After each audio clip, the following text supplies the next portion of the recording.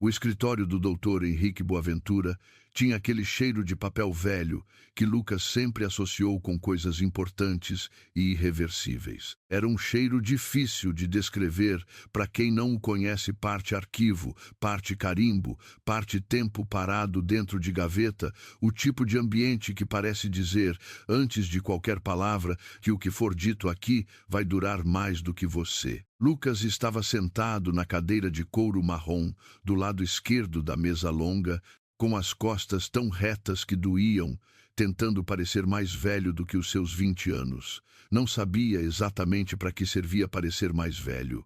Talvez para Renata, talvez para si mesmo. Do outro lado da mesa, Renata Cavalcante agora, oficialmente Renata Cavalcante, viúva de Paulo há 72 horas, usava um vestido preto de corte perfeito que Lucas nunca tinha visto antes. Corte sob medida, tecido que não amassava, o tipo de preto que não existe em loja de bairro. Não era o tipo de roupa que se compra quando o marido adoece de repente, quando você passa semanas entre hospital e casa e UTI sem dormir direito, quando o mundo desmorona num ritmo que não dá tempo para nada. Era o tipo de roupa que se compra quando se sabe com antecedência que vai precisar dela, que vai ter um dia específico, que esse dia vai ter câmeras e olhos e a necessidade de uma imagem determinada. Lucas tinha notado o vestido na entrada do escritório e não tinha conseguido parar de notar. "Podemos começar", disse o doutor Boaventura, abrindo a pasta na sua frente sem olhar para nenhum dos dois, com aquela eficiência discreta de profissional que já leu testamentos suficientes para saber que o que vem a seguir raramente agrada todo mundo na sala. Lucas virou levemente a cabeça e viu Fernando Albuquerque encostado na parede do fundo, perto da janela de basculante. O velho amigo do pai estava de terno cinza, com a expressão de quem chegou num velório que já tinha acabado e não sabe bem o que fazer com as mãos. Não tinha cadeira para ele. Não foi convidado para sentar. Estava ali como testemunha sem função declarada, fantasma sem protocolo. Lucas não sabia. Fernando não tinha dito nada desde o enterro, não ligou, não mandou sequer uma mensagem de condolências. Só apareceu aqui assim, parecendo saber que ia ter algo importante o suficiente para vir. O doutor Boaventura limpou a garganta e começou a ler. Lucas prestou atenção em cada palavra como se fosse fazer prova depois. Reconheceu o nome do pai na segunda linha. Leu o endereço da casa na Rua Guatemala, nos Jardins.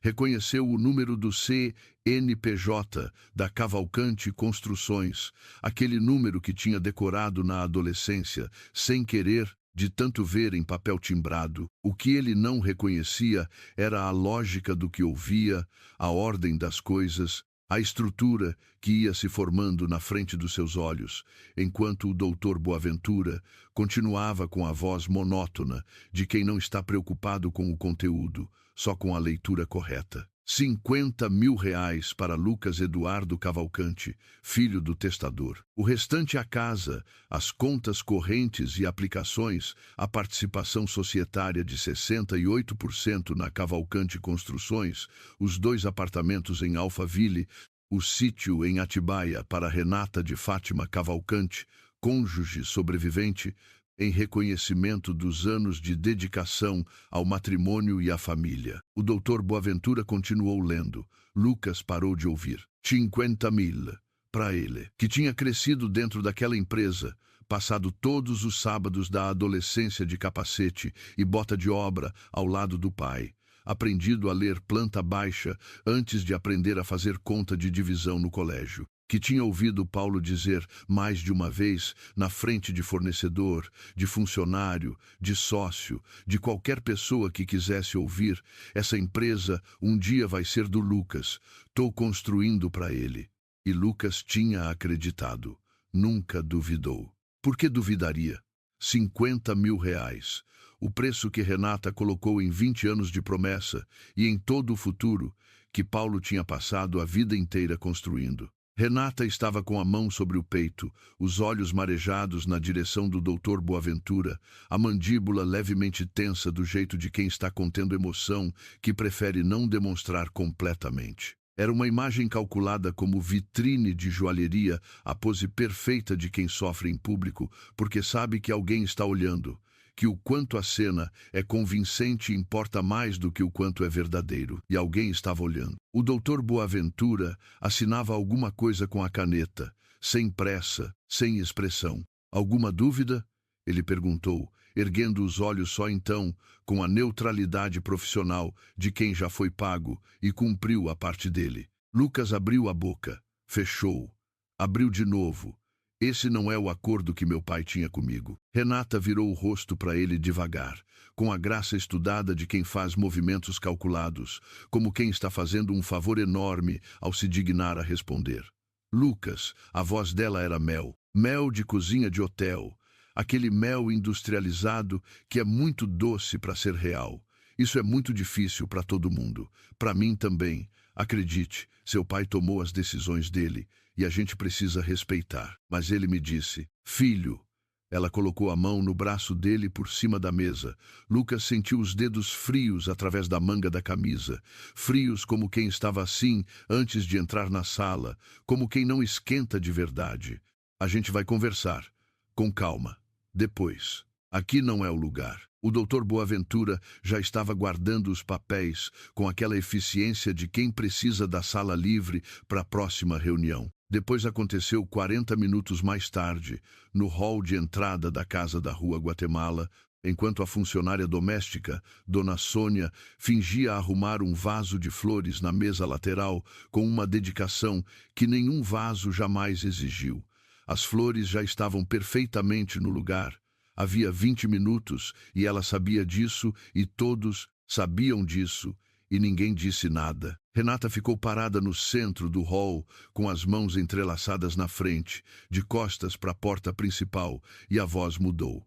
Não foi dramático, não foi gritado, não foi o tipo de cena que aparece em filme, com trilha sonora e close no rosto.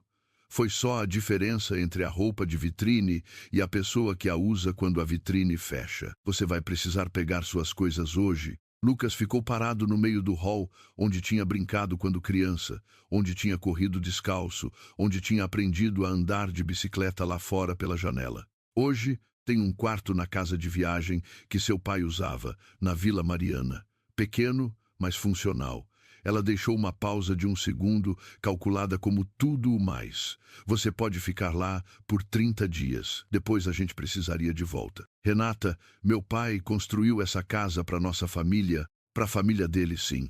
Ela abriu levemente as mãos, palmas para cima, como quem explica coisa óbvia para a criança que insiste em não entender por pura teimosia. E agora sou eu quem administra o patrimônio dessa família. O inventário vai demorar.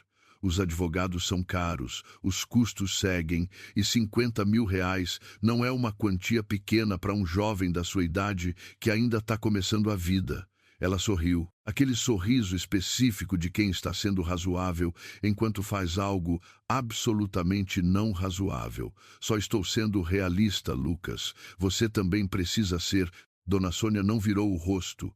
O vaso de flores estava perfeito. Ela continuava arrumando. Lucas olhou para a janela grande do fundo do hall, que dava para o jardim dos fundos. O pau-brasil que o pai tinha plantado quando ele tinha 6 anos ainda estava lá, com aquele tronco torto e a copa desajeitada, que nunca ficou com formato bonito, mas ficou grande e densa e absolutamente inamovível, do tipo de árvore que enraiza tão fundo que você precisaria de máquina para tirar, e mesmo assim ia demorar.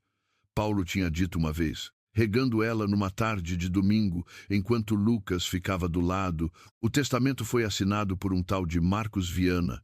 Lucas disse, sem olhar para Renata, os olhos ainda no jardim. Meu pai usava o doutor Ernesto há 15 anos. Eu nunca ouvi falar desse nome. Algo passou pelo rosto de Renata. Rápido demais para ter nome, mas Lucas estava olhando para o reflexo dela na janela e viu.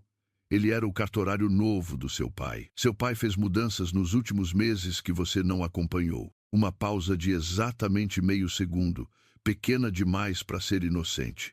Infelizmente, Lucas pegou as chaves do carro no bolso, girou entre os dedos uma vez e saiu pela porta da frente sem responder.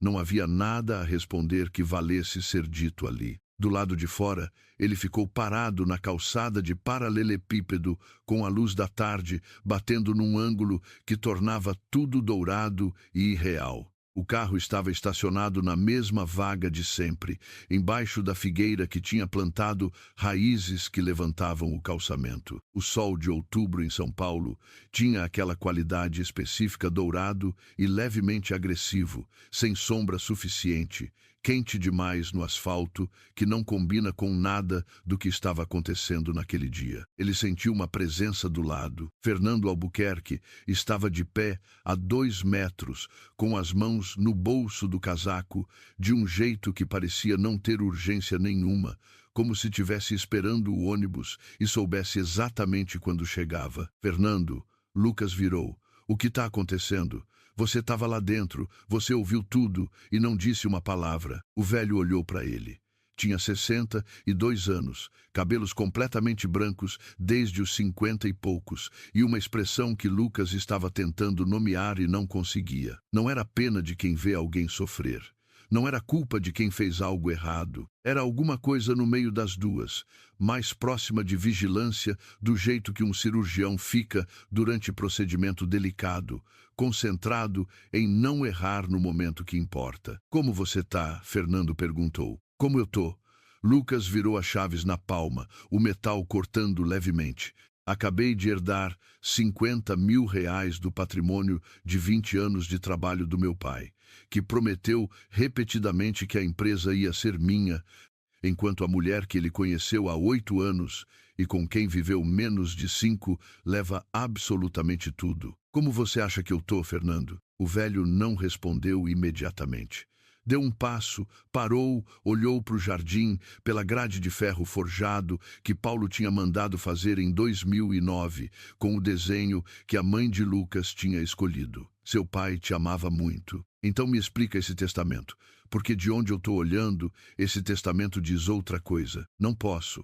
A voz dele foi direta, sem desculpa, embrulhada em cordialidade. "Ainda não é a hora." Lucas olhou para ele de frente. "Você sabia alguma coisa sobre isso? Antes de hoje, você estava lá dentro porque sabia que ia ter alguma coisa importante." Fernando tirou os olhos do jardim e encarou Lucas com aquele olhar velho e completamente firme de quem tomou uma decisão há tempo suficiente para já ter chegado em paz com ela. "Cuida de você. Faz o que você sente que precisa fazer. E confia no seu pai." "Meu pai está morto, Fernando." O velho assentiu uma vez, com a leveza de quem concorda com o peso exato das palavras.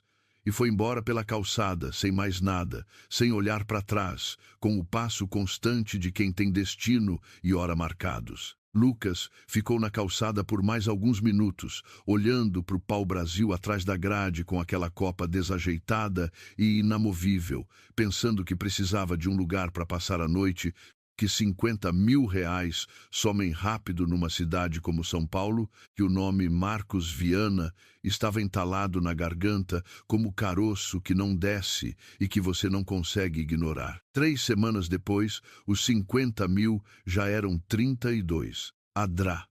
Camila Rezende tinha escritório no 2º andar de um prédio na Faria Lima que tentava parecer mais imponente do que era pela quantidade de vidro na fachada, e cobrava 2.800 por hora, com a honestidade direta de quem sabe que o cliente não tem outra opção no momento e não vai fingir que tem.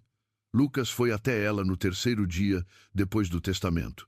Sentou na cadeira de frente, na sala, que tinha mais livro do que ornamento, e contou tudo, desde o começo, o enterro, o testamento, as janelas que Renata já estava mandando medir antes de Paulo ser enterrado, o nome Marcos Viana, que o pai nunca tinha mencionado, os 15 anos de cartório, com o doutor Ernesto, que simplesmente deixaram de existir nos documentos mais recentes. Ela ouviu com a caneta em cima do bloco, imóvel, sem interromper, e no final disse que havia base jurídica para questionamento. 16 dias depois, ela sentou de frente para Lucas, com aquela expressão específica que profissionais aprendem a usar quando vão dar notícia que custou dinheiro e mesmo assim saiu errada. O testamento é tecnicamente perfeito. Ela disse, com a precisão de quem precisa que a palavra tecnicamente faça o trabalho mais pesado da frase. 2 testemunhas com documentação válida, cartório regular sem histórico de ocorrências, sem rasura, sem vício, de forma que consigamos usar como alavanca processual no curto prazo. Minha equipe passou 10 dias nessa documentação e não encontrou brecha. E a assinatura? A comparação com o que o Dr. Ernesto tem nos arquivos. A assinatura é compatível com o padrão do seu pai nos documentos que conseguimos para comparação. Ela fechou a pasta com gesto limpo. Lucas, eles têm uma equipe de 6 advogados especializados em direito de família e sucessões. Eu sou uma pessoa com 2 estagiários. Para contestar grafotecnicamente, você precisa de laudo de expert independente credenciado, e isso custa entre 15 e 20 mil reais só de honorários periciais, sem qualquer garantia de resultado favorável. Lucas olhou para a mesa dela, olhou para o livro de capa vermelha na prateleira atrás, sem ler o título. Então é isso. Não estou dizendo que é isso. A voz dela ficou levemente menos profissional por um segundo, mais direta. Estou dizendo que o caminho que eu tenho estrutura e recursos para percorrer chegou ao limite com o que temos em mãos agora. Ela pausou. Me desculpa, ele pagou a última fatura naquele dia. Saiu com 18.200 no banco e sem advogada. O apartamento que Renata tinha cedido na Vila Mariana era um estúdio no 5º andar de um prédio sem elevador, com a janela única virada para o poço de ventilação, onde o barulho de ar-condicionado dos andares de baixo não parava nunca. Lucas não foi lá. Ficou na casa do Rodrigo, que morava num apartamento de 2 quartos no Ipiranga, com um sofá comprido o suficiente e a sabedoria de não fazer perguntas além do necessário. Durante aquelas semanas, ele aprendeu coisas sobre desamparo que escola nenhuma ensina. Aprendeu que 20 mil reais em honorários advocatícios são uma quantia que parece grande até você estar do lado errado de um inventário com 6 advogados do outro lado. Aprendeu que sistema jurídico funciona na velocidade de quem tem mais recurso para gastar mais tempo nele. Aprendeu que esperar o processo é conselho fácil de dar quando não é a sua casa que está sendo reformada, os seus móveis que estão sendo trocados, a sua janela que está sendo arrancada. Aprendeu também o que é sentar num sofá emprestado, num apartamento que não é seu, de noite, ouvindo a cidade lá fora, sabendo que do outro lado da cidade uma mulher está dormindo na cama do seu pai, usando a casa que seu pai construiu, administrando a empresa que seu pai passou a vida construindo e não ter absolutamente nada no papel que diga que aquilo é errado. O papel diz o contrário. O papel, no estado em que estava, dizia que ela tinha razão e ele tinha 50 mil reais. Foram noites difíceis. Não do tipo que fica bonito de contar, depois do tipo que a pessoa preferiria que não tivessem existido. Rodrigo não perguntava como ele estava a cada 10 minutos, e por isso era o lugar certo para estar. Deixava comida na geladeira, deixava o banheiro livre, colocava o noticiário no volume baixo quando Lucas estava tentando dormir. Era a amizade que funciona por subtração, por saber o que não fazer. Foi num sábado de manhã que ele foi até a casa do Fernando. O velho abriu a porta de moletom cinza, com chávena de café na mão esquerda, e ficou olhando para Lucas por um momento antes de recuar e abrir espaço para entrar sem dizer nada, o gesto de quem estava esperando, de certa forma, que isso acontecesse. Você tinha que ter me dito alguma coisa, Lucas disse, ainda na entrada, sem tirar o tênis, no enterro, no cartório, em qualquer momento dos últimos 3 meses em que meu pai ficou doente e eu estive lá todos os dias. Você estava lá também. Se você sabia de alguma coisa que eu precisava saber, eu sei. Fernando colocou a chávena em cima do balcão da cozinha com o cuidado de quem não quer fazer barulho desnecessário.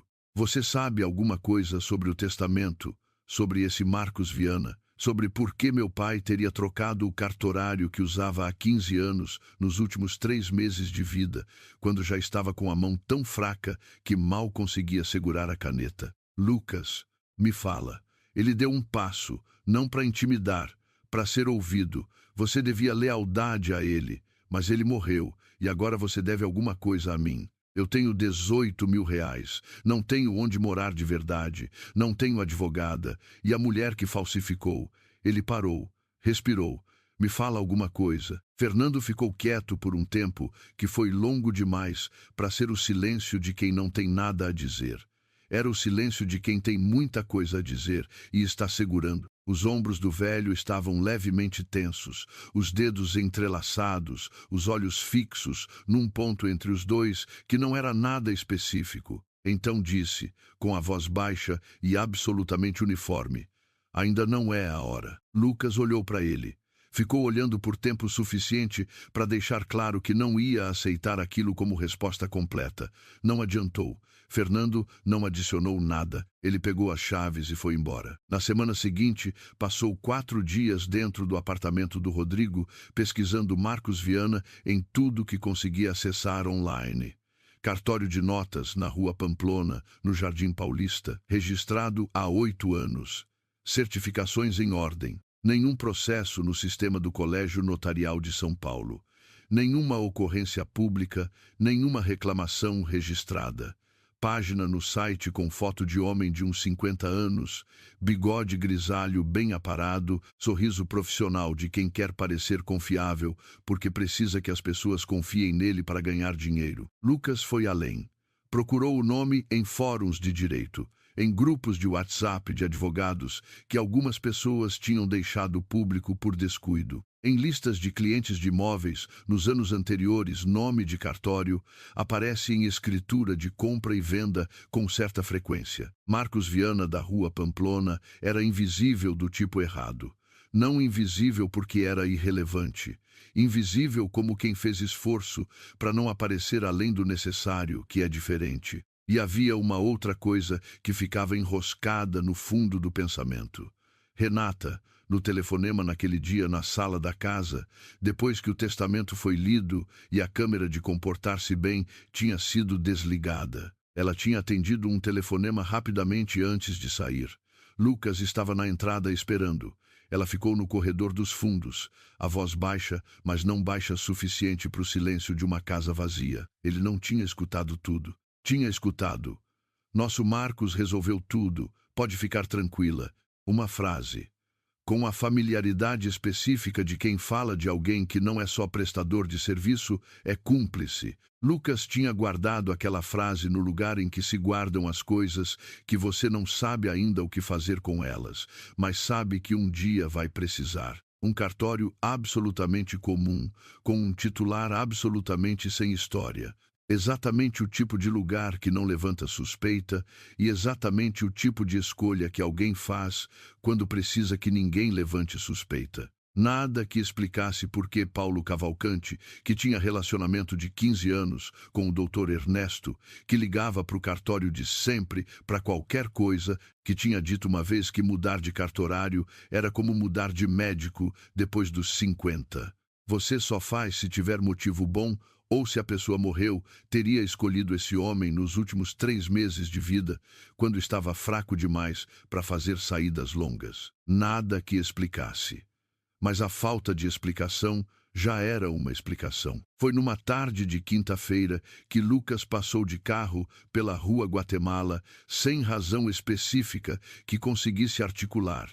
Só sabia que precisava ver o jeito que você passa na frente do lugar que pertence a alguém que você perdeu, porque às vezes não tem outro jeito de processar, e viu a fachada coberta de andaime. Pedreiros trabalhando. A janela do quarto do pai, a mesma janela de madeira escurecida que Paulo nunca quis trocar, porque dizia que madeira velha tem caráter, que você não tira a história de uma casa só porque ficou amarelada, estava arrancada. No lugar, caixilho de alumínio brilhante, daquele tipo que fica bonito no catálogo e sem personalidade nenhuma na parede, que você pode achar em qualquer loja de material de construção do Brasil. Ele continuou dirigindo. Naquela mesma noite, estava jantando com Rodrigo quando o celular tocou. Número desconhecido. Ele atendeu por hábito, sem pensar. Lucas Cavalcante? Voz feminina, tom de secretária bem treinada em ser eficiente sem ser calorosa. Sui, um momento para Renata Cavalcanti. Ele quase desligou. Ficou na linha. Renata entrou com a voz de quem está ligando de lugar muito confortável, em poltrona boa, com a temperatura certa. Lucas, soube que você procurou advogada, que entrou com algum tipo de questionamento. Uma pausa de 2 segundos, calibrada. Queria dizer que entendo completamente. Você está passando por um momento muito difícil. Perdeu seu pai. É natural querer buscar explicação, querer que alguém seja culpado quando as coisas não saem como a gente esperava. Ela suspirou, suave como seda que rasga silenciosamente. Mas é muito desgastante para você, principalmente para você, e os advogados custam caro. E no final, o testamento vai ser validado porque ele é válido. Uma pausa menor. Pensei em oferecer mais 20 mil como ajuda de custo, para você começar de verdade, se estabelecer sem esse peso. Lucas ficou olhando para o prato de macarrão com molho de tomate que estava ficando frio. 20 mil, ele repetiu, neutro como cartório. Sei que não é o que você esperava, mas com o que você já tem, semana passada você mandou trocar as janelas da casa. A voz saiu mais controlada do que qualquer coisa que ele estava sentindo. As janelas de madeira que meu pai escolheu e que ficaram lá por 20 anos, porque ele não quis mudar. Você reformou primeiro o quarto dele. Silêncio de 3 segundos.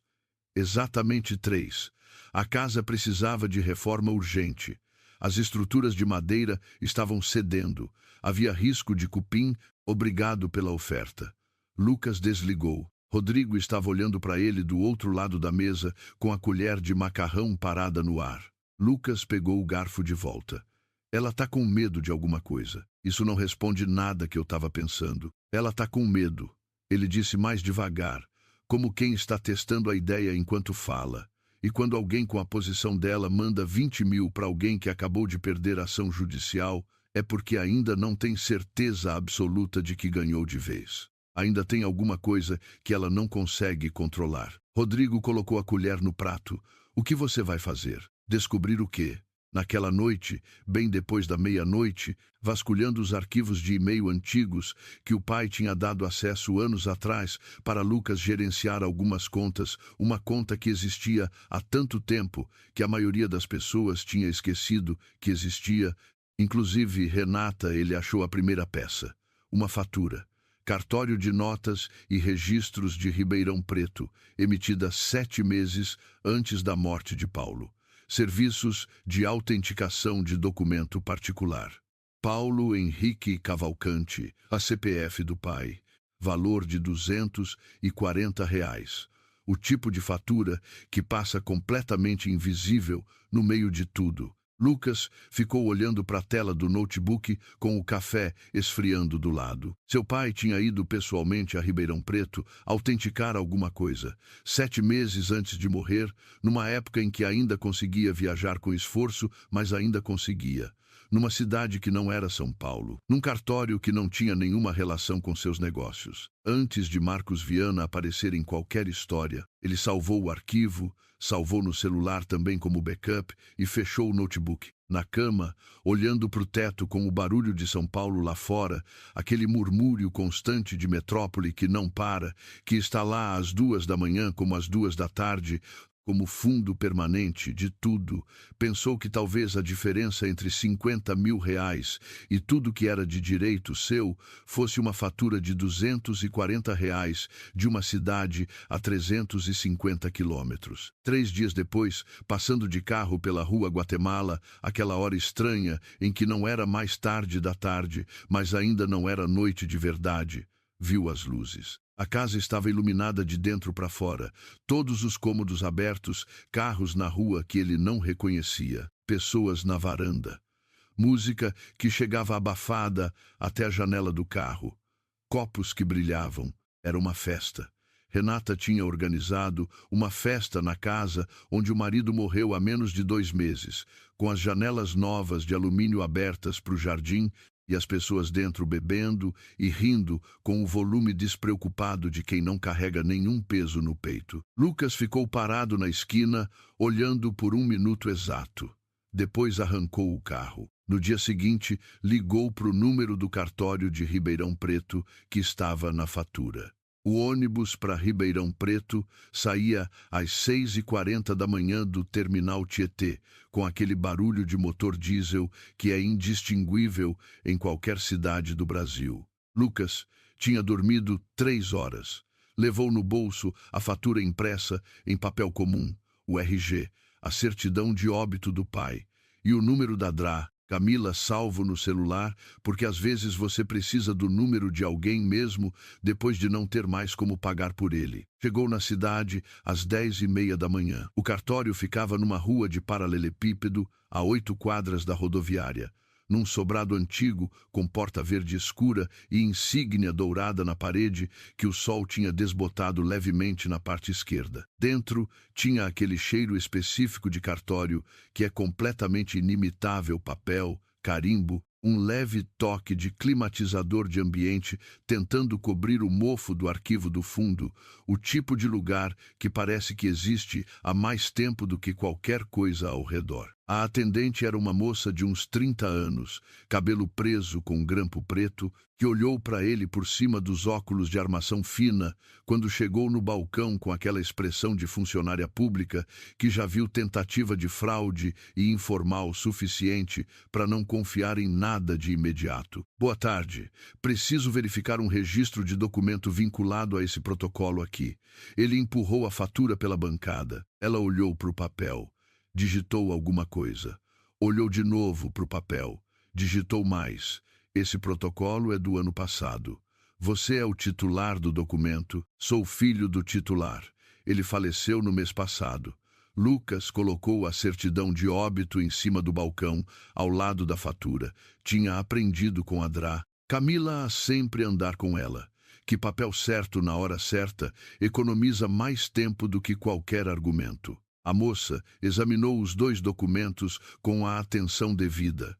Um momento. Ela foi até o fundo da sala, onde ficavam as portas dos arquivos. Lucas ficou encostado no balcão, olhando para o relógio na parede, aquele modelo redondo, branco, com números pretos que existe em todo cartório e consultório médico do Brasil, como se houvesse portaria federal determinando que esse relógio específico é obrigatório em qualquer local onde coisas sérias aconteçam.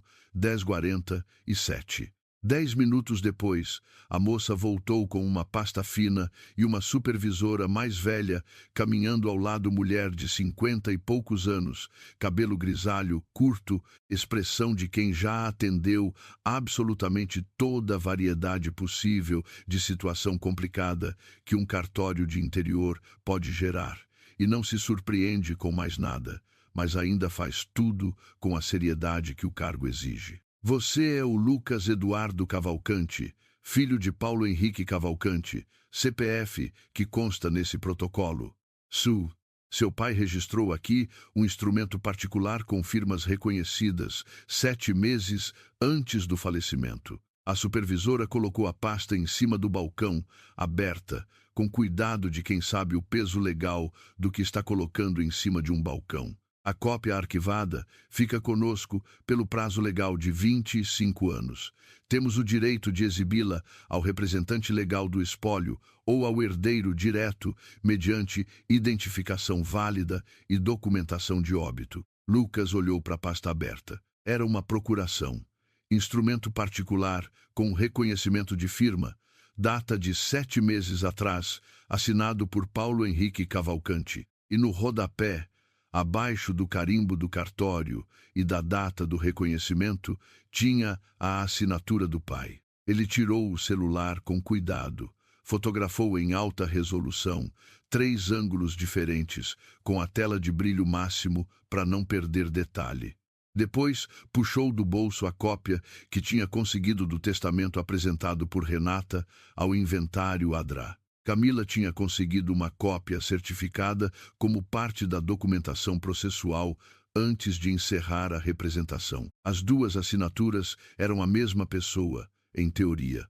O mesmo nome em letra cursiva, a mesma sequência de letras, o mesmo contexto formal. Mas Lucas não era perito e não precisava ser perito para ver o que via. Tinha passado a infância olhando para a assinatura do pai. Em bilhetes de colégio, em cheques, em contratos que Paulo trazia para casa para assinar em cima da mesa da sala, porque gostava de trabalhar em casa quando podia, com o Lucas do lado fazendo lição. Conhecia o jeito específico que o P tinha um laço descendente longo, quase melancólico, como se a letra estivesse se curvando sob um peso que só ela sabia carregar.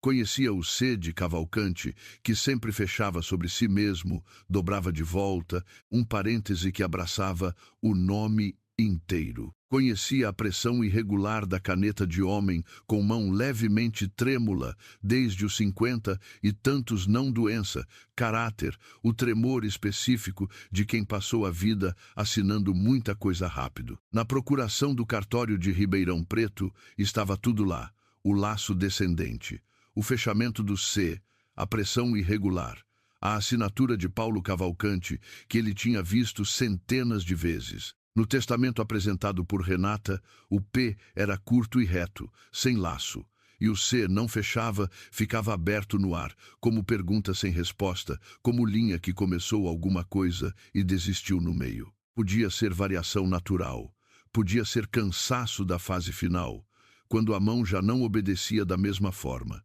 Podia ser dezenas de coisas que um não especialista não tinha condição de afirmar com certeza. Mas Lucas conhecia a assinatura do pai, e aquela não era ela. Posso solicitar cópia autenticada desse documento? Ele perguntou, mantendo a voz uniforme. Pode, sim. Vai demorar um dia útil e tem um custo de R$ 35. Tô levando. Naquela tarde, enquanto o ônibus de volta cruzava o interior de São Paulo, com o laranjal passando veloz pela janela e o sol descendo, ele ligou para Adra. Camila, sem se importar com o fato de não ter mais como pagar ela por tempo de ligação. Ela ficou quieta enquanto ele explicava tudo: a fatura, o cartório, a procuração, as assinaturas, a foto que estava mandando enquanto falava. Depois de um silêncio de alguns segundos, perguntou: Você tem as 2 assinaturas em alta resolução? Tenho. Mandei agora. Uma pausa mais longa. Lucas, vou ser honesta com você. Se isso for o que você está pensando, para usar como prova, você vai precisar de laudo grafotécnico formal emitido por expert credenciado. E para entrar com esse laudo, a parte autora precisa declarar formalmente a base da comparação utilizada, o que significa que vai ficar registrado nos autos que você não tem acesso ao testamento original, só a cópia certificada que foi apresentada ao inventário. Isso pode ser explorado pelo lado dela. Eu sei que isso enfraquece minha posição no curto prazo. Enfraquece no curto prazo. Com certeza. Mas se o laudo vier confirmando o que você está vendo nessas fotos, muda o jogo inteiro. Muda tudo. Ela pausou. Você está disposto a fazer esse movimento sabendo do risco? Ele olhou pela janela do ônibus. Sim. Camila ficou em silêncio por 3 segundos, que foram mais pesados do que silêncio de 3 segundos costuma ser. Você tem quanto agora? Tinha 18 mil. Agora tenho menos, mas estou disposto. Outra pausa. Ele ouviu ela respirando. Me manda as fotos agora mesmo. Vou ligar para alguém. 4 dias depois, Camila tinha encontrado o Dr. Edson Brites, professor aposentado de documentoscopia da USP. 22 anos de experiência como assistente técnico judicial, ficha absolutamente limpa. Ela não disse quanto tinha custado para convencê-lo a encaixar o caso naquela semana, e Lucas não perguntou. Algumas coisas funcionam assim. A pessoa faz porque precisa ser feito. e o preço vem depois. O Dr. Brites trabalhava numa sala de fundo de escritório compartilhado no Itaim, com mesa de luz e equipamento de ampliação que Lucas não tinha nome para descrever. Homem de 60 e tantos anos, voz econômica, movimentos de quem é preciso no que faz. Recebeu os documentos, as fotos ampliadas, a cópia certificada do testamento, os 6 documentos anteriores de Paulo Chiadra. Camila tinha conseguido com esforço considerável e não disse nada. Ficou olhando, ajustando a lupa, comparando. Lucas ficou do lado de fora do corredor, de pé com as costas na parede de reboco amarelado, por 48 minutos. Contou. Ficou olhando para o relógio no celular, porque não havia outra coisa útil a fazer. Quando a porta abriu, o doutor ficou de pé encostado no batente, com os braços cruzados, a postura de quem vai dizer alguma coisa importante e quer ter o espaço certo para dizer. Lá, a assinatura no testamento apresenta características de execução compatíveis com reprodução por decalque sobre original.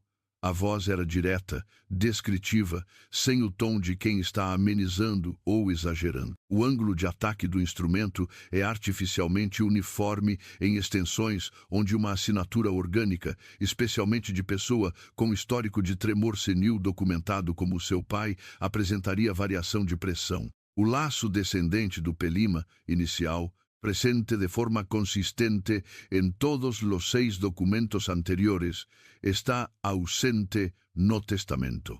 O fechamento do C de Cavalcanti, que aparece em todos os 6 anteriores, não fecha no testamento. Ele pausou. São 3 indicadores convergentes. Um poderia ser variação natural. 2 seriam coincidência improvável. 3 são padrão. Uma última pausa.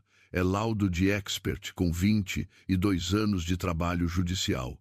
Não é sentença, mas é o que a documentação mostra. Lucas ficou com a mão no batente da porta por um segundo. Você emite laudo formal? 3 dias úteis, com protocolo completo de metodologia e os documentos de referência anexados. Naquela noite, Lucas ficou sentado na cozinha do Rodrigo até tarde, olhando para o teto, com o laudo pendente e a decisão tomada, e aquele tipo de calma que vem não porque tudo ficou resolvido, mas porque você finalmente sabe exatamente o que fazer e exatamente o que vai custar fazer. Na semana seguinte, chegou pelo escritório Steinberg e Associados, em papel timbrado, com endereço na berrine e fonte que comunicava caro, antes de qualquer palavra, notificação extrajudicial de Lucas Eduardo Cavalcante por interferência indevida no processo de inventário, mediante levantamento de alegações infundadas junto a terceiros. A carta mencionava, no 3º parágrafo, possibilidade de ação por danos morais caso a conduta continuasse.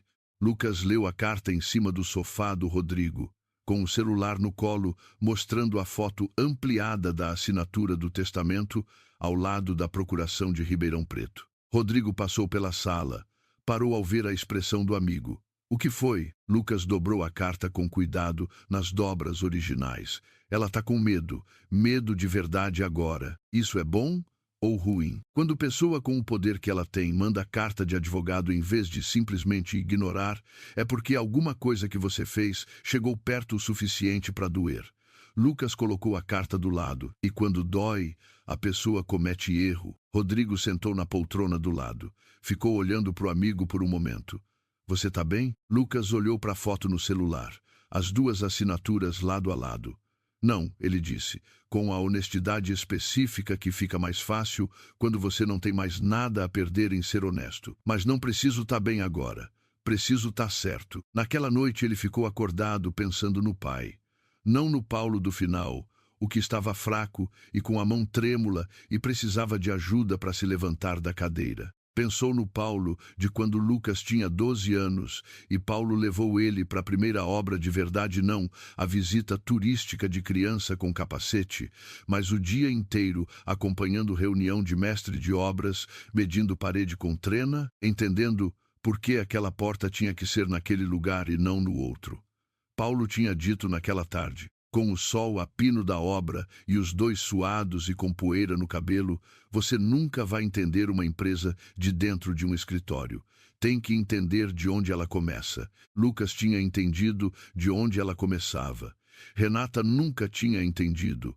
Tinha chegado quando já estava pronta, com o nome cromado na parede e o estacionamento com manobrista e os contratos já assinados. Para ela, era patrimônio. Para Lucas, era cada sábado de adolescência, cada viagem de obra, cada conversa com o mestre de obras, aprendendo o nome de cada material. Era isso que estava em jogo, e era por isso que ele não ia parar. Naquela noite, vasculhando pela última vez a caixa de papéis que tinha trazido da casa documentos do pai, coisas que Renata ainda não tinha jogado fora, porque a reforma dos quartos não tinha chegado naquele canto do armário, ele encontrou o cartão. No fundo, dentro de envelope, junto com nota fiscal de material de construção, que não fazia contexto nenhum naquele lugar. Um cartão de visita branco, simples, sem imagem, Monteiro, Ramos Advogados Associados, Campinas, SP, 0 anotação no verso, 0 contexto. Seu pai não guardava cartão de visita de ninguém sem importância. Paulo descartava papel inútil com a mesma regularidade que cortava o cabelo e aparava o jardim toda vez que começava a incomodar. Lucas guardou o cartão no bolso. Não dormiu muito naquela noite. E 3 dias depois, quando passou de carro pela Rua Guatemala pela última vez naquele período e viu as luzes e a música e os copos brilhando e as pessoas rindo dentro da casa do pai, soube exatamente o que precisava fazer. No dia seguinte, ligou para o número do cartão de Campinas. O doutor Monteiro atendeu ele mesmo. Voz grave, palavras curtas. Onde você está agora? Em São Paulo. Tem como vir a Campinas amanhã de manhã? Tenho. Às 9.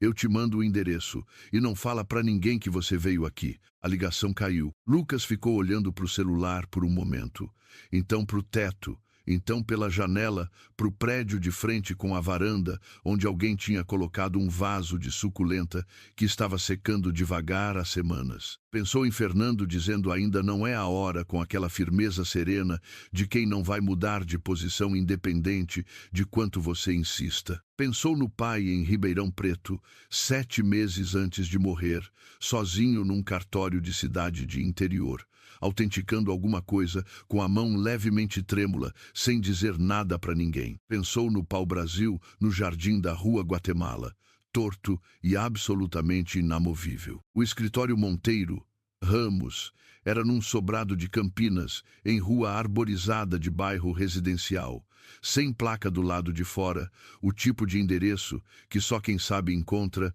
e só procura quem precisa de algo que não pode ficar em vitrine nem aparecer em resultado de pesquisa fácil. Lucas chegou às 8h50 e ficou parado na calçada por 10 minutos, porque a porta estava fechada e ele precisava daqueles 10 minutos, precisava de um momento para existir naquele espaço antes de entrar e ouvir o que ia ouvir. O Dr. Monteiro tinha 70 anos aproximados, cabelos completamente brancos e uma postura que não pedia autorização para nada nem para ninguém, do tipo que a vida molda em pessoas que passaram décadas tomando decisões que importavam. Abriu a porta ele mesmo, sem secretária, sem recepção. Levou Lucas pela entrada até uma sala nos fundos, com 2 fichários altos de metal e uma mesa de madeira escura que tinha visto décadas de papel importante passar em cima. Em cima dessa mesa havia uma caixa metálica,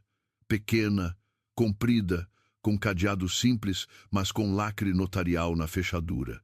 Seu pai veio aqui 7 meses antes de morrer, disse o doutor, sem nenhum tipo de preâmbulo, sentando atrás da mesa com o jeito de quem não desperdiça palavra. Veio de ônibus de São Paulo. Trouxe o Fernando Albuquerque como testemunha instrumental. Assinou um instrumento de depósito com instrução específica e inequívoca de abertura. Lucas olhou para a caixa.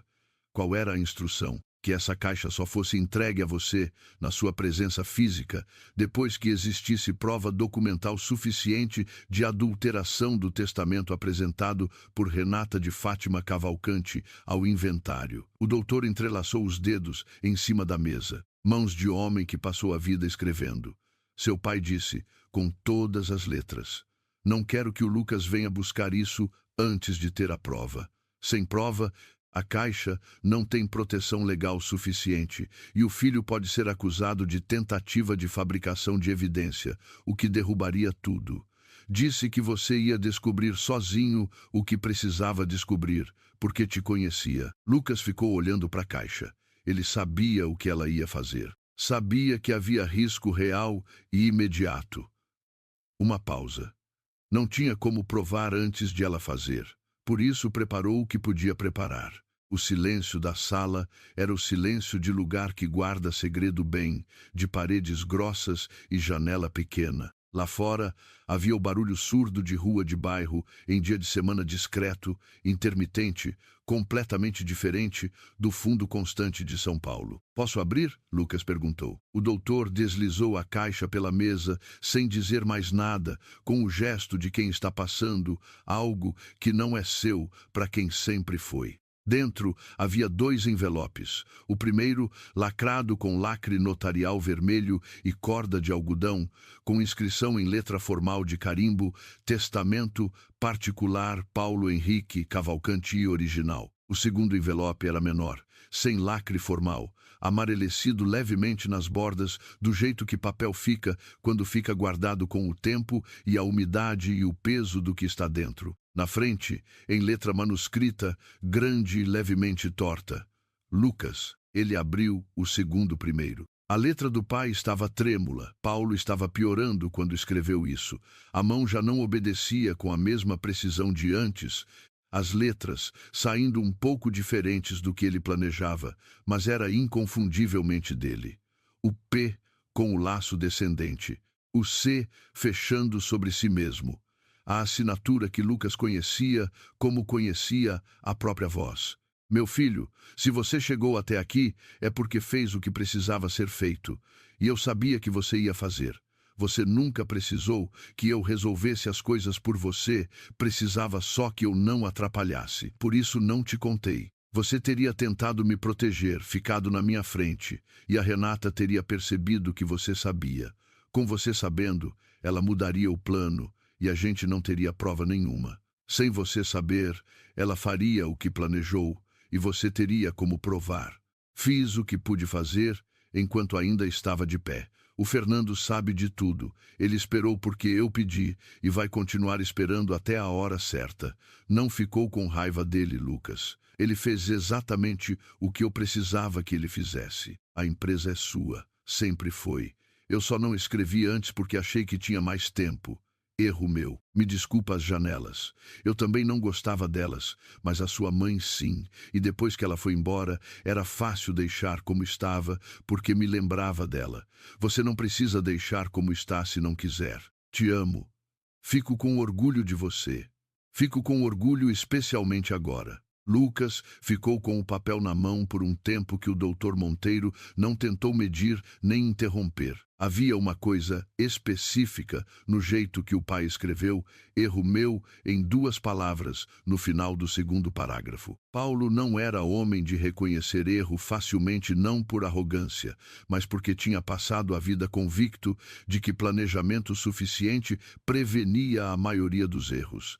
E que o que não era prevenível era acidente, não erro. 2 palavras curtas, no final de uma frase, com aquela letra trêmula de mão que já não obedecia. Erro meu.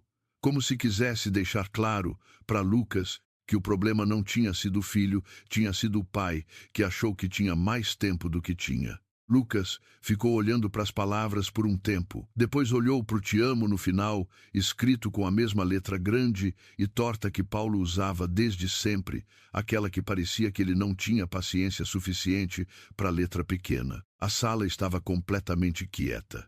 Fora, o barulho distante da rua de Campinas, que não era São Paulo, que tinha espaço entre os sons. Ele dobrou a carta com o mesmo cuidado que o pai devia ter usado ao escrever. Lá, guardou no bolso do peito e levantou os olhos para o doutor com a calma específica de quem passou por algo que não cabe impressa. Quando posso usar o testamento? Hoje.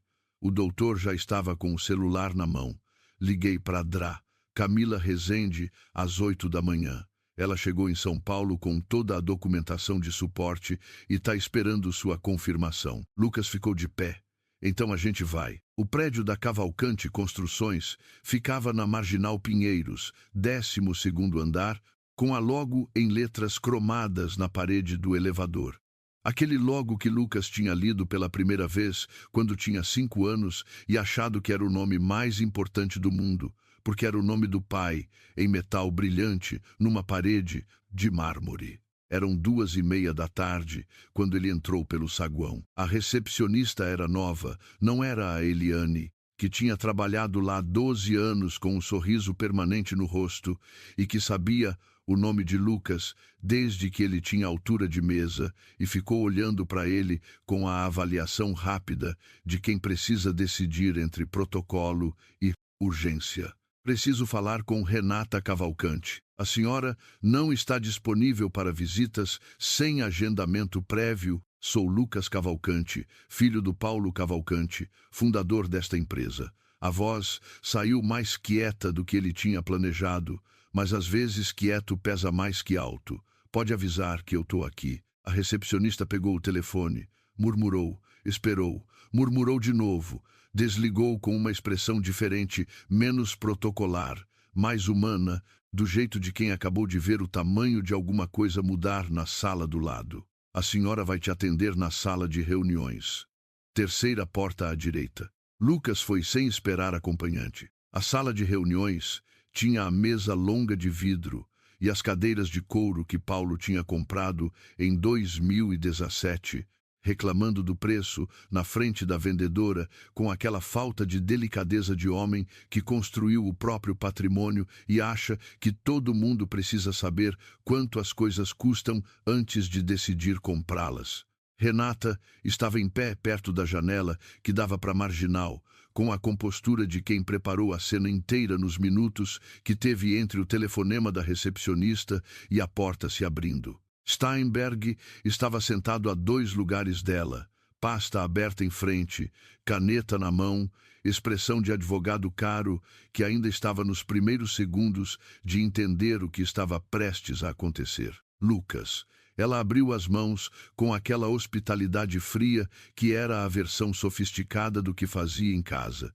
Que surpresa aparecer aqui assim. Não é surpresa. Ele colocou o envelope do testamento em cima da mesa de vidro. O som foi mais alto do que esperava, o vidro amplifica impacto. Você sabia que isso ia aparecer eventualmente, Renata? Só não sabia quando. Ela olhou para o envelope. Não mexeu as mãos para pegar. Ficou olhando com a expressão de quem está calculando distância, probabilidade, qual o risco exato do que está na frente. O que é isso? Testamento original do meu pai. Depositado em cartório de Campinas 7 meses antes da morte dele, sob instrução específica de abertura condicionada à existência de prova documental de adulteração do testamento que você apresentou ao inventário. Lucas pausou. O laudo grafotécnico, confirmando que a assinatura no testamento de Marcos Viana não corresponde ao padrão verificável da assinatura de Paulo Cavalcante, foi protocolado no tribunal esta manhã pela DRA, Camila Rezende. Steinberg levantou os olhos da pasta com lentidão de quem precisa de um segundo para processar o que acaba de ouvir. Renata não mudou de expressão imediatamente. Ficou olhando para o envelope com a concentração de quem está fazendo cálculo real e urgente na cabeça. Depois disse, com a voz ainda suave e ainda afiada, esse envelope pode conter qualquer coisa. Documentos fabricados, retrodatados. Pode verificar o número de protocolo no sistema do Colégio Notarial de Campinas, agora mesmo, com qualquer dispositivo. Lucas empurrou o envelope levemente pela mesa de vidro. Número está na frente. Ela ainda não tocou no envelope. As mãos ficaram onde estavam, abertas ao lado do corpo, aquela pose de compostura que parecia relaxada e não era. Mesmo que o documento seja autêntico, a cadeia de custódia de um instrumento depositado dessa forma pode ser questionada. Está documentada pelo Dr. Monteiro, depositário indicado pelo meu pai, com testemunha instrumental presente no ato. Lucas ficou olhando para ela, sem raiva, sem drama, com a clareza de quem chegou onde precisava chegar e não precisa mais de nenhuma emoção além disso. A testemunha instrumental era Fernando Albuquerque. Algo cedeu na postura de Renata. Pequeno, mas cedeu. A cabeça recuou meio centímetro. Os ombros, que mantinham aquela tensão disfarçada de elegância que ela usava como armadura em todo o ambiente social que importava, cederam da maneira errada, não o ceder de alívio, mas o ceder de estrutura que encontrou carga que não estava nos cálculos. Fernando não tem credibilidade como testemunha. Ele tem interesse direto, 62 anos de idade. Ficha completamente limpa, escritório de advocacia ativo há 30 anos, amigo do meu pai desde antes de você conhecê-lo. Lucas manteve o tom igual, uniforme como superfície que não dá aderência. É o que vai constar nos autos. E vai ser muito difícil argumentar que o Fernando Albuquerque, em conjunto com o Dr. Monteiro e o cartório de Campinas, fabricou e depositou um documento 7 meses atrás, prevendo exatamente esse momento. Steinberg cochichou alguma coisa para Renata. Baixo. Ela se afastou meio passo para ouvir melhor. Ficou com o rosto de perfil, a mão no queixo. Lucas ficou onde estava e olhou pela janela atrás dela. Daqui via a marginal lá embaixo, o rio Pinheiros, com o reflexo do sol dourado na água. A linha do horizonte de São Paulo se estendendo em prédio sobre prédio, até onde o olho alcança. Tinha ficado tantas vezes aqui em criança, esperando o pai terminar alguma reunião para ir almoçar juntos no japonês da esquina. Ficava lendo as lombadas dos livros na estante do canto, ou olhando os carros lá embaixo, tentando contar quantos eram vermelhos. Quando Renata virou, o tom tinha mudado de registro, sem o verniz. A versão que aparecia quando o cálculo mostrava que suave não estava sendo suficiente. O que você quer? O que me? Isso vai durar anos em tribunal. Você sabe disso. Inventário contestado pode durar. Lucas concordou. Mas enquanto dura, o Ministério Público vai investigar Marcos Viana por falsificação de documento público com finalidade de fraude patrimonial. Isso não depende de mim para andar. O inquérito corre independente do inventário e o laudo já foi protocolado. Uma pausa pequena. E a investigação sobre Marcos Viana necessariamente vai examinar quem tinha interesse na falsificação e quem tinha acesso ao cartorário nos meses anteriores. O silêncio que se seguiu foi diferente dos silêncios anteriores. Era o silêncio de alguma coisa que mudou de posição. Ela deu um passo para frente. Aquele detalhe no canto do olho direito, a pele apertando, o maxilar levemente mais rígido do que o habitual mostrou por um segundo o quanto aquela compostura de uma vida inteira estava custando naquele momento específico. Você não tem ideia do que seu pai me devia, dos anos que eu dei para essa família, dos momentos em que fui eu que você poderia ter entrado com ação de reconhecimento de meação, Lucas respondeu. Direto. Poderia ter pedido na justiça o que achava que era seu por direito de convivência, pelo tempo que deu, por qualquer argumento que o seu advogado considerasse válido. Isso existe. A lei prevê. Ele ficou olhando para ela. Em vez disso, você pagou um cartorário para colocar a assinatura do meu pai morto num papel que ele nunca assinou e achou que ia ficar por isso porque um menino de 20 anos, sem dinheiro e sem estrutura, não ia ter resistência, nem criatividade, nem ninguém que ficasse do lado dele. Uma pausa. Você errou nos 3. A porta da sala de reuniões abriu. Fernando Albuquerque entrou com o passo constante que sempre teve, aquele andar de quem sabe para onde vai. Do lado dele, uma mulher de uns 40 anos em terno bege com pasta de couro, pelo jeito que Steinberg ficou completamente imóvel na cadeira, Lucas imaginou que ela tinha o tipo de reputação que faz advogados ficarem imóveis. Valéria Ramos, disse Fernando, com a voz que sempre teve calma, sem urgência desnecessária.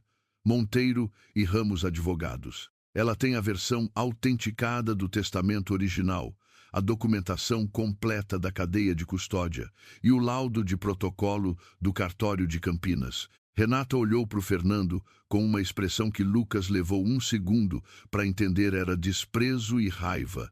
E embaixo dessas duas havia algo que ela não estava acostumada a usar o rosto para expressar, que ficava sempre guardado atrás da compostura. Era medo, o tipo real, não o tipo que a pessoa reconhece, e nomeia logo o tipo que a pessoa sente, como tontura, antes de entender que é tontura. Fernando, a voz saiu com aquela suavidade específica que cortava justamente porque era suave, que machucava mais do que gritado. Que decepção, sinceramente.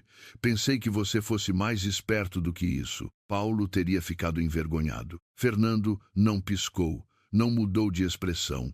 Paulo me pediu para esperar até o momento certo. Eu esperei. Uma pausa breve, sem drama. Tô aqui agora. É o que vale.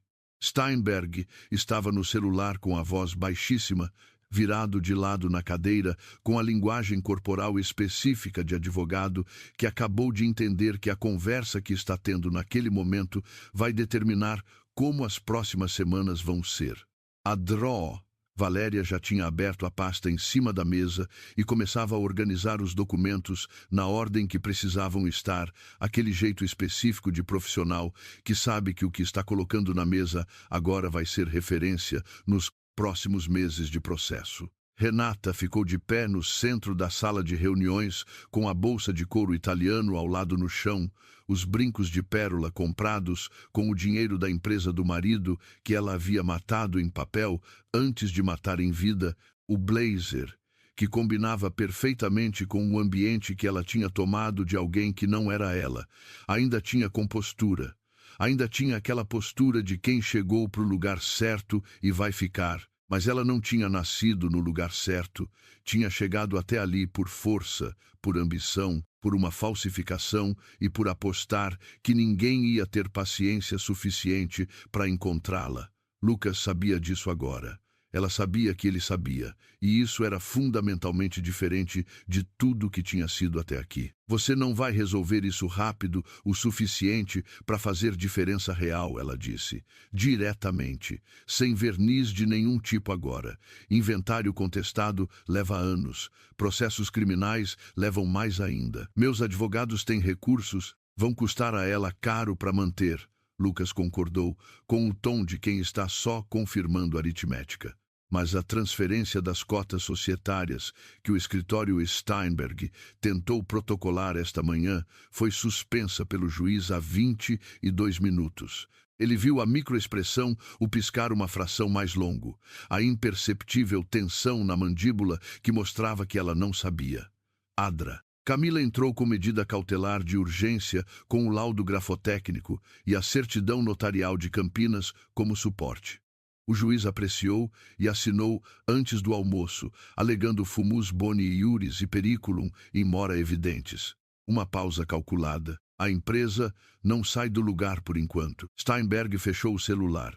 Disse alguma coisa para Renata que Lucas não ouviu baixo demais, rápido demais, e ela respondeu com a voz tão controlada que era completamente invisível à distância. Então Steinberg saiu da sala sem olhar para Lucas, com o passo rápido e deliberado de quem tem uma conversa importante que não pode esperar. A sala ficou mais silenciosa sem ele. Renata ficou olhando para o Fernando por um momento.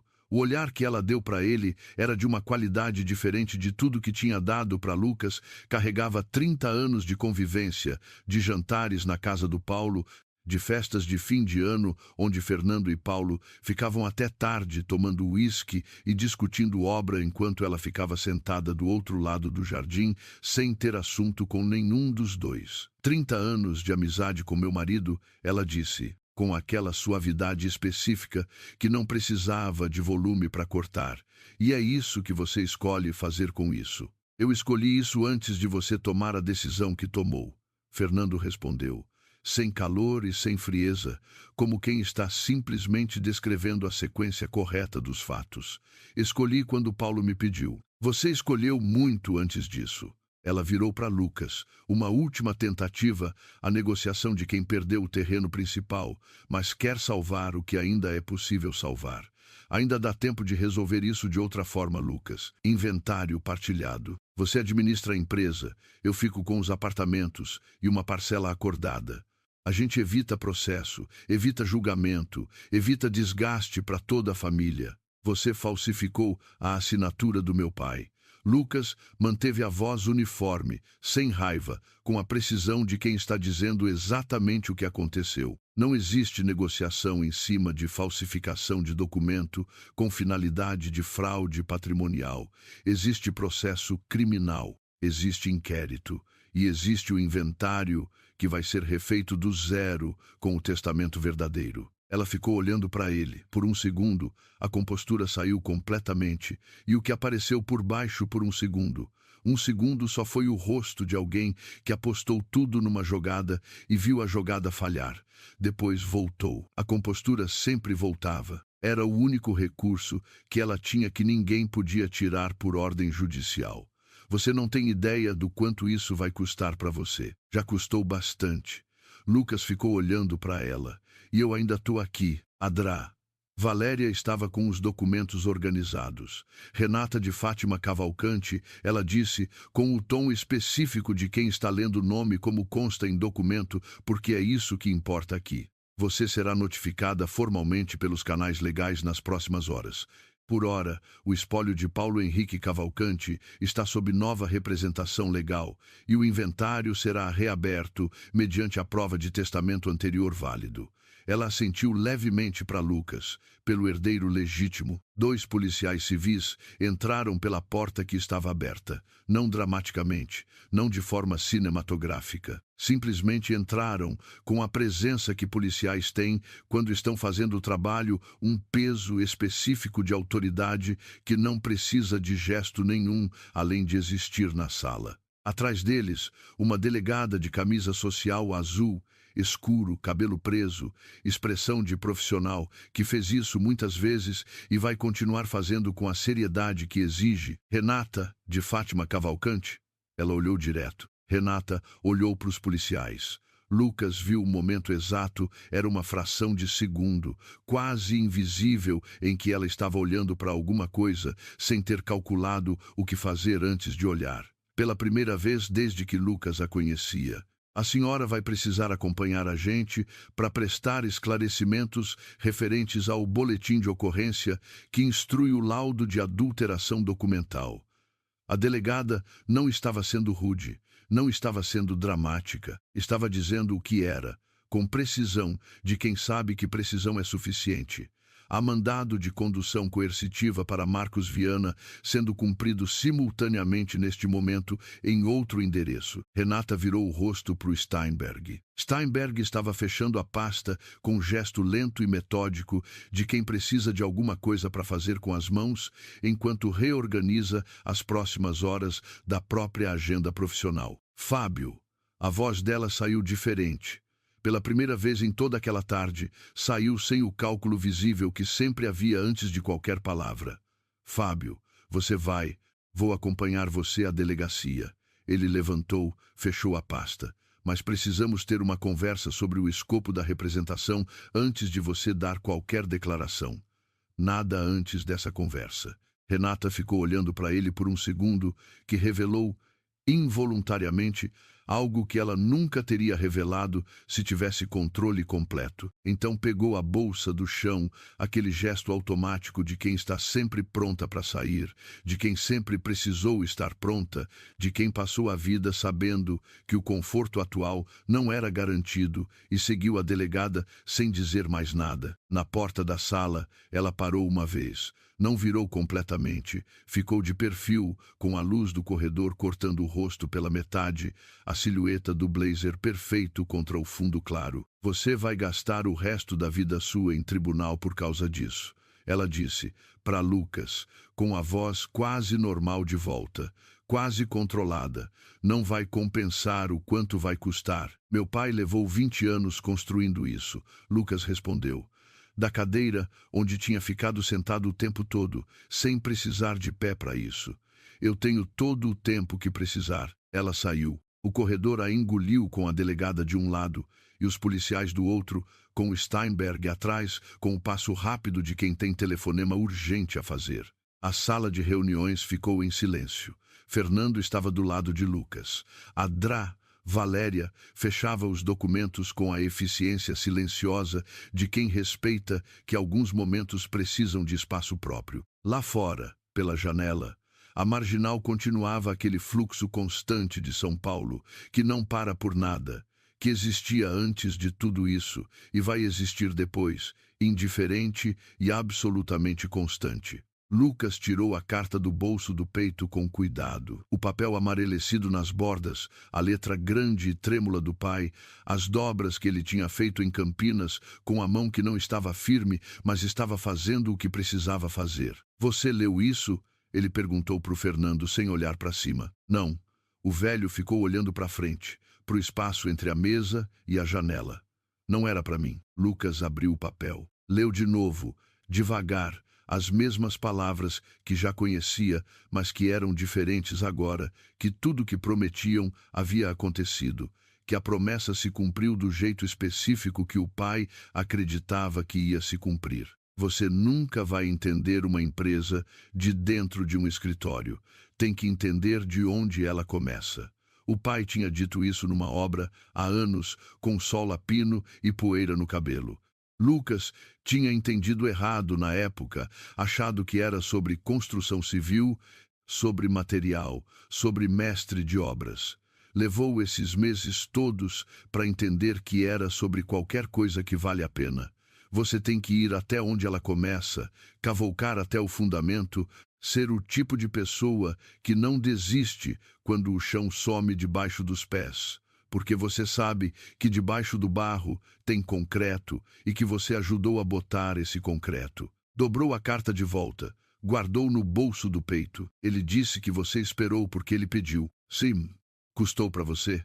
Fernando ficou quieto pelo tipo de silêncio que tem peso. Lá fora, o tráfego da Marginal, aquele fluxo constante que São Paulo inventou e não sabe mais como desinventar, que existe independente de qualquer coisa que aconteça nos prédios ao lado. Aqui dentro, os documentos da DRA, Valéria se organizando em pasta com sons suaves e precisos.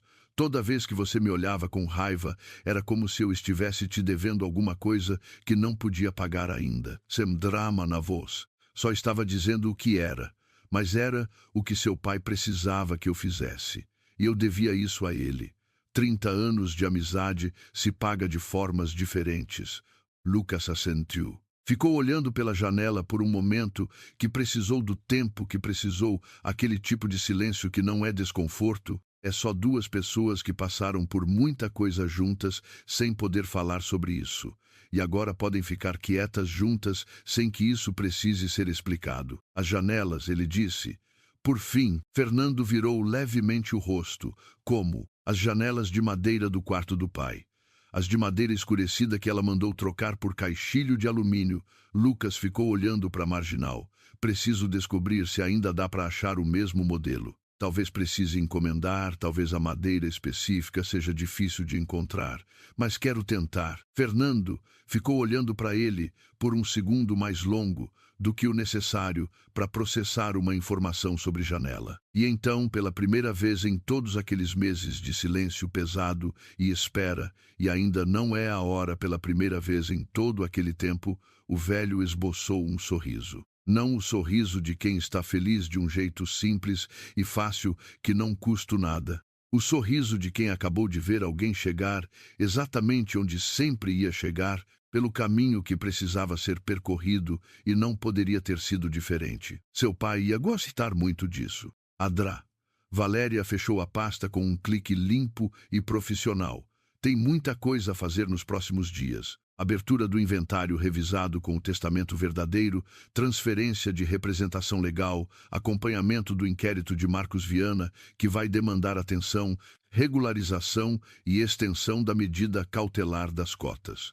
Ela olhou para Lucas com a objetividade de quem sabe que o trabalho real começa quando a cena dramática acaba, que o processo legal que vem a seguir vai ser longo e vai exigir paciência do mesmo tipo que os últimos meses exigiram.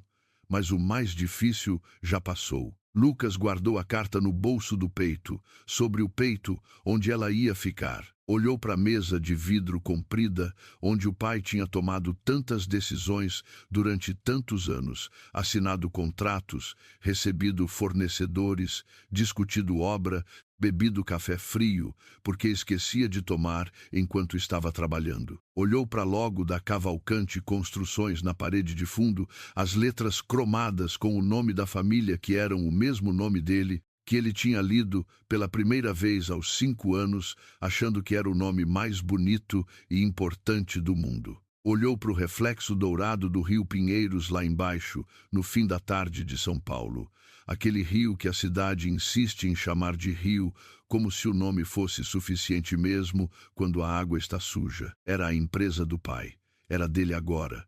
Não tinha voltado de bandeja, de herança tranquila, de presente de família bem comportada. Tinha voltado do jeito que coisas certas às vezes voltam depois de ônibus de madrugada e fatura de R$ 240, achada por acaso numa conta esquecida, depois de cartório de interior e porta verde desbotada e supervisora que fez o trabalho certo sem fazer perguntas, depois de meses de raiva de Fernando e de não entender e de fazer mesmo assim sem entender completamente, depois de um pai que confiou no filho mais do que o filho ainda tinha aprendido a confiar em si mesmo e que escreveu isso numa carta com mão trêmula para deixar claro quando chegasse a hora. Chegou a hora. Lá no andar térreo do prédio, se alguém estivesse olhando pela janela da rua, teria visto Renata Cavalcante saindo pelos vidros automáticos do saguão, com a delegada de um lado e um policial de outro, com a bolsa de couro italiano no braço e o blazer perfeitamente no lugar e a postura de quem não vai deixar, nem agora que o mundo saiba o quanto custou chegar onde chegou. Teria visto Steinberg 15 metros atrás, falando baixo no celular. Teria visto também que nenhum dos funcionários que passavam pelo saguão fingiu não estar olhando porque havia coisas que você não conseguia fingir não estar olhando, mesmo quando era mais fácil fingir.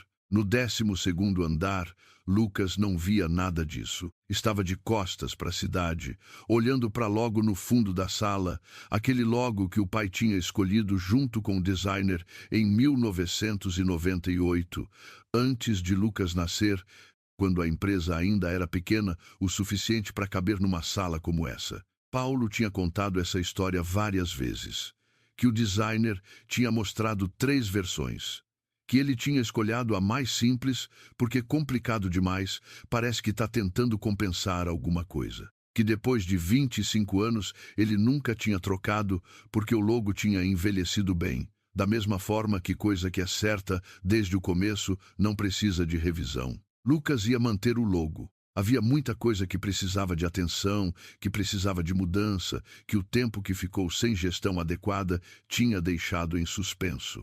Mas o logo ficava. Adrá, Valéria esperava. Fernando esperava. Os documentos na pasta esperavam. O processo longo e necessário de desfazer o que tinha sido feito e refazer do jeito certo esperava. Ele respirou o tipo de respiração que você só consegue dar quando alguma coisa que estava travada por muito tempo finalmente se move no lugar.